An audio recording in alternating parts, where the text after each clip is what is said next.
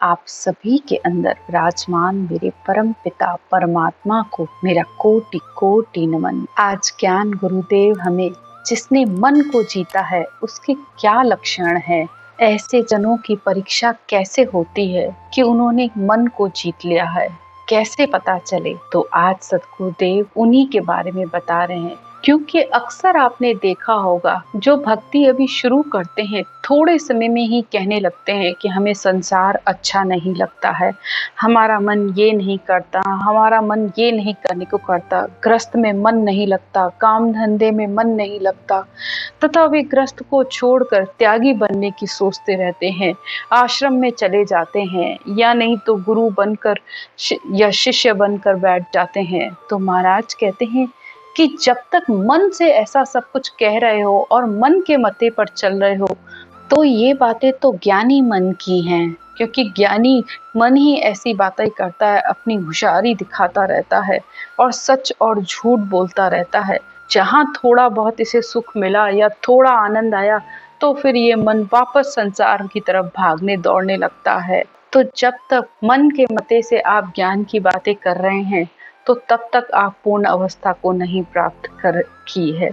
तो मन को जीतने की परीक्षा क्या है, आज सद्गुरुदेव हमें वो बता रहे हैं। या पारक भिन्न भरम न टूटो, दूजी करे सो झूठी रेलो, मन जीते का अंग बताऊं, सुनो जगत संत सारा रे। सद्गुरुदेव कहते हैं कि बिना परीक्षा के भरम नहीं टूटता है, क्योंकि बाहर के आप कितने ही साधन कर रहे हो और मन से जो भी बात कर रहे हो तो वो तो सब मन की कही हुई बातें हैं। एक सच्चे ज्ञानी की, एक सच्चे भक्त की जो पहचान है कि उसका मन मरा है कि नहीं मरा है, तो उसके महाराज आज उदाहरण देकर बता रहे हैं। 8 पहर मुख राम रटत है, वाजन मन को मारे रे लो।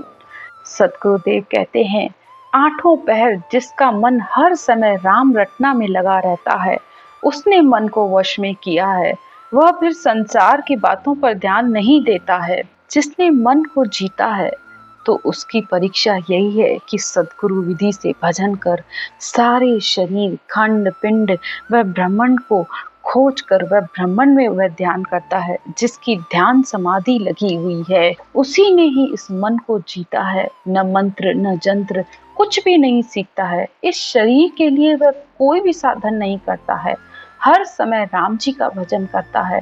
उसी ने मन को वश में किया है, सुख दुख दोनों को झूठा समझता है और ना ही किसी भी प्रकार के हठ के साधन करता है, योग के साधन करता है, सिर्फ एक परमात्मा की भक्ति को ही सत्य मान कर करता है। इस सुरत और नृत्य से मन लगाकर हर समय उस धुन में अपना ध्यान रखता है। तो महाराज कहते हैं उसी को ही केवल पद आनंद पद की प्राप्ति होती है और उन्होंने ही मन को सहज में ही वश किया है। बाकी संसार के कार्य और शरीर के व्यवहार को देखकर तुम भूलो मत, क्योंकि परमात्मा के बनाए हैं, संसार की मर्यादा परमात्मा की बनाई हुई है, वो तो सबको करनी पड़ती है। लेकिन जो सद्गुरु विधि से उस परमात्मा का नाम लेता रहता है, 8 पहर भक्ति में लीन रहता है, उसी ने ही मन को वश में किया है। खावत पीवत बोलत चालत, धंधे माए पुकारे रे लो। संसार की फालतू बातें, झूठ कपट निंदा बुराई या तेरी मेरी किसी भी बात में उसका मन नहीं लगता है। हर समय बस अपने राम जी से मिलने की उसको आस लगी रहती है और वह इसी आशा में रात दिन इस राम नाम को लेता रहता है और अंदर से जुड़ा रहता है। शरीर में भले ही वह गृहस्थ का कार्य करता हो, गृहस्थ के सारे कार्य प्रेम से करता है। ऐसे भक्त का ही मन वश में हुआ है, क्योंकि गुरु नानक साहब भी कहते हैं खावंदा पियंदा मुक्ति होए। गुरु नानक साहब कहते हैं खाते पीते चलते फिरते मुक्ति हो जाएगी, बस इस परमात्मा का नाम इस मुख से लेते रहो और संसार के कार्य इस शरीर से करते रहो, तो तुम्हारी मुक्ति होते देर नहीं लगेगी। आगे कहते हैं फोगट बात मठी को त्यागे, जो जन मन को मारे लो। फोगट बात यानी बेकार की बातों में ध्यान नहीं देता है, तो उसी जन ने यानी उसी मनुष्य ने इस मन को मारा है। दे बहर गिरे में बैठा, प्रेम करक लिव भारी रे, दोनों होठ चले बहु रसना, वाजन ममता मारी रे लो। संसार के सारे कार्य सहज वृत्ति में करता हुआ परमात्मा का नाम अंतर में लेता रहता है। उसके लिए कुछ भी छोड़ने की जरूरत नहीं है, क्योंकि ग्रस्त के कार्य शरीर से किए जाते हैं और परमात्मा प्राप्ति का कार्य आत्मा से किया जाता है, जिसका शरीर से कोई भी संबंध नहीं होता है। आप चलते फिरते बस इस रटना को करते रहिए। तो जिसने इस मन को वश में किया है, उसकी यही परीक्षा है कि मुख से रटना करेगा, कानों से ज्ञान को सुनेगा और अंतर में उस धन का भी ध्यान करता रहेगा।